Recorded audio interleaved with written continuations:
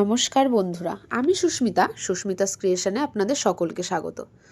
আজ সকাল থেকেই ভাই বায়না করছিল ও নাকি রসমালাই খাবে। কাকে দেখেছে একজনকে খেতে, এখন আবদার খাবে।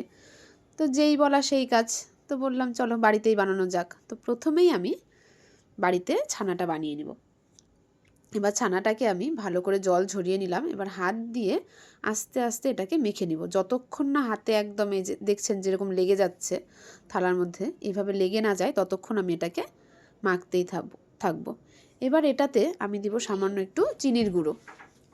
আপনারা আপনাদের পরিমাণ মতো দিবেন। আমি একটু কমই চিনির গুঁড়ো দিচ্ছি। আপনারা চাইলে একটু ময়দাও দিতে পারেন।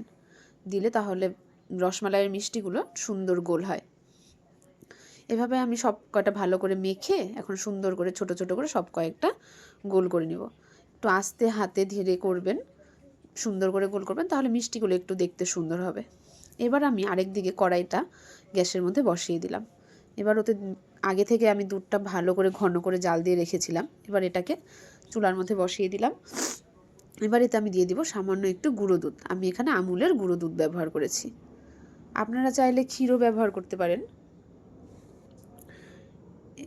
এবার আমি এতে দিয়ে দিব সামান্য একটু চিনির গুঁড়ো।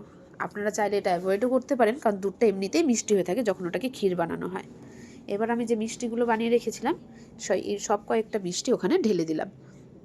এবার ঢেলে দিয়ে আমি এটাকে কিছুক্ষণ জাল করব। যখন দেখব মিষ্টিগুলো ওপরে ভেসে উঠেছে তখন আমি বুঝে যাব যে মিষ্টিগুলো ঠিকঠাক করে জাল হয়ে গেছে। এবার এতে আমি দিয়ে দিলাম 2-3টে এলাচ। দেখুন মিষ্টিগুলো কি সুন্দর ওপরে ভেসে উঠেছে, তার মানেই বুঝে যাব যে হয়ে গেছে।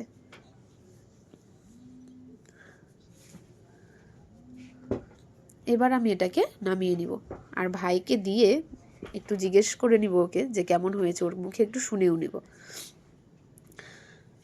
নিন দেখা যাক ভাই কি বলে।